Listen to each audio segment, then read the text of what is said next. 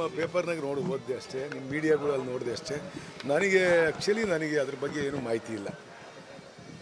ಅದ್ರ ಬಗ್ಗೆ ಏನೂ ಮಾಹಿತಿ ಇಲ್ಲ, ಗೊತ್ತಿಲ್ಲ ನನಗೆ ನೀವು ಎಷ್ಟು ಸಾರಿ ಬಂದು ಕೇಳಿರೂ ಇದೇ ಉತ್ತರ. ನನಗೆ ಅದ್ರ ಬಗ್ಗೆ ಏನೂ ಮಾಹಿತಿ ಇಲ್ಲ. ಇಲ್ಲ ಹೇಳಿದ್ರು ನಮಗೇನು ಹೇಳಿದ್ರಿ, ಇಷ್ಟೊತ್ತಿಗೆ ಫೋನ್ ಮಾಡಿರೋರು ಇಲ್ಲ ಮೆಸೇಜನ್ನು ಹಾಕಿರೋರು. ಆ ಥರದ್ದೇನು ಡೆವಲಪ್ಮೆಂಟ್ ಆಗಿಲ್ಲ. ಈಗ ನಿಮ್ಗೆ ಒಟ್ಟಾರೆ ನೋಡೋದು ದೆಹಲಿ ಬೆಳವಣಿಗೆ ಏನಾಗಿದೆ ಅಂತ ಅನಿಸ್ತದೆ ನಿಮಗೆ? ನಾನು ದೆಹಲಿ ಕಡೆಗೆ ಹೋಗಿಲ್ಲ, ನಿಮಗೂ ಗೊತ್ತು. ನೆನ್ನೆ ಇಸ್ಲು ಬಂದಿದ್ರಿ, ನಾನು ಕಾನ್ಸ್ಟಿಟ್ಯೂನ್ಸಿ ಕಾರ್ಯಕ್ರಮ ಇದ್ದು ಹೋಗಿದ್ದೀನಿ. ಇವತ್ತು ನಾನು ಕಮಿಟಿ ಅಧ್ಯಕ್ಷ, ಕಮಿಟಿ ಮೀಟಿಂಗೇ ಹೋಗ್ತಾ ಇಲ್ಲ.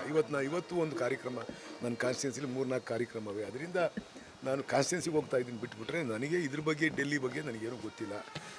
ನಿನ್ನೆ ನಾನು ರಂಗನಾಥ್ ಅವ್ರಿಗೆ ಫೋನ್ ಹಾಕಿದ್ದೆ, ಅವರು ಅದ್ರ ಬಗ್ಗೆ ಏನು ಅವರೂ ಕ್ಲಾರಿಟಿ ಗೊತ್ತಿಲ್ಲ ನನಗೆ. ಅದ್ರ ಬಗ್ಗೆ ಅಷ್ಟೇ ಗೊತ್ತಿರುತ್ತೆ ವಿಚಾರ.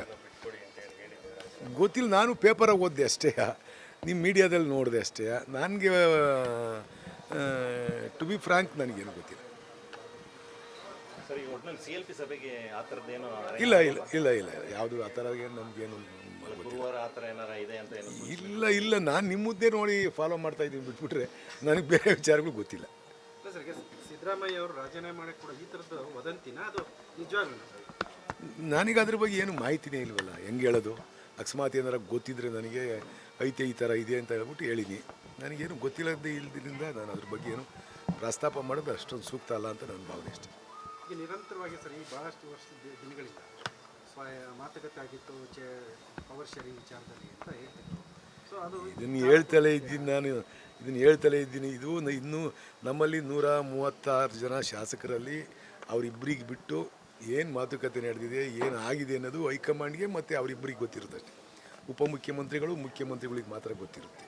ನಮಗೆ ಅದ್ರ ಬಗ್ಗೆ ಏನು ಯಾರಿಗೂ ಮಾಹಿತಿ ಇಲ್ಲ. ನಾವೆಲ್ಲ ಸುಮ್ಮನೆ ಏನೋ ಒಂಥರ ಮಾತಾಡ್ತಿದ್ದೀವಿ ಅಷ್ಟೇ ಬಿಟ್ಟು ಅದ್ರ ಬಗ್ಗೆ ಈಗ ಪವರ್ ಶೇರಿಂಗ್ ಬಗ್ಗೆ ಮಾತಾಡಿದರೆ ಸುಮ್ಮನೆ ನಾನು ಚಟಕ್ಕೆ ಮಾತಾಡ್ಬೇಕಷ್ಟೆ. ನಮಗೇನು ಗೊತ್ತಿಲ್ಲದ ಯಾಕೆ ಮಾತಾಡ್ಬೇಕು ನಿಮ್ಮ ಜೊತೆ?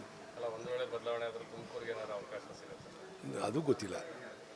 ಕೊಡಿ ಅಂತ ಕೇಳ್ತೀವಿ ತುಮಕೂರಿಗೆ. ಈಗಾಗಲೇ ಒಂದು ಇದ್ದಂಥದ್ದು ಕಡಿಮೆ ಆಗಿದೆ, ಅದರಿಂದ ಯಾರಿಗಾನ ಒಬ್ರಿಗೆ ಕೊಡಿ ಅಂತ ಹೇಳ್ಬಿಟ್ಟು ನಾವು ಒತ್ತಾಯ ಮಾಡ್ತೀವಿ. ಯಾರಾದರೂ ಇರ್ಬೋದು, ಯಾರಿಗೆ ಹೈಕಮಾಂಡ್ ಯಾರಿಗೆ ಡಿಸಿಷನ್ ಮಾಡುತ್ತೋ ಅವ್ರಿಗೆ ಕೊಡಲಿ ಅಂತ ಕೇಳ್ತೀವಿ. ಯಾರು ನಾವು ಇದ್ದೀವಿ ಅಂತ ಹೆಂಗೆ ಹೇಳ್ತೀವಿ ನೀನು?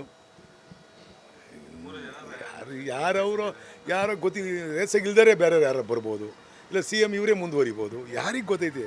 ಯಾರಿಗೂ ಗೊತ್ತಿಲ್ಲ. ಸ್ಪಷ್ಟ ಮಾಹಿತಿ ಯಾರಿಗೂ ಇಲ್ಲ.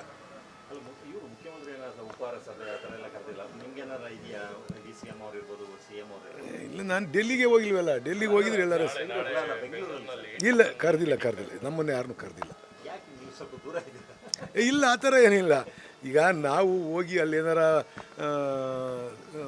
ಏನಾರ ಮಾಡೋಕ್ಕೆ ಸಾಧ್ಯತೆ ಇರೋಂಗಿದ್ರೆ ಹೋಗೋಣ.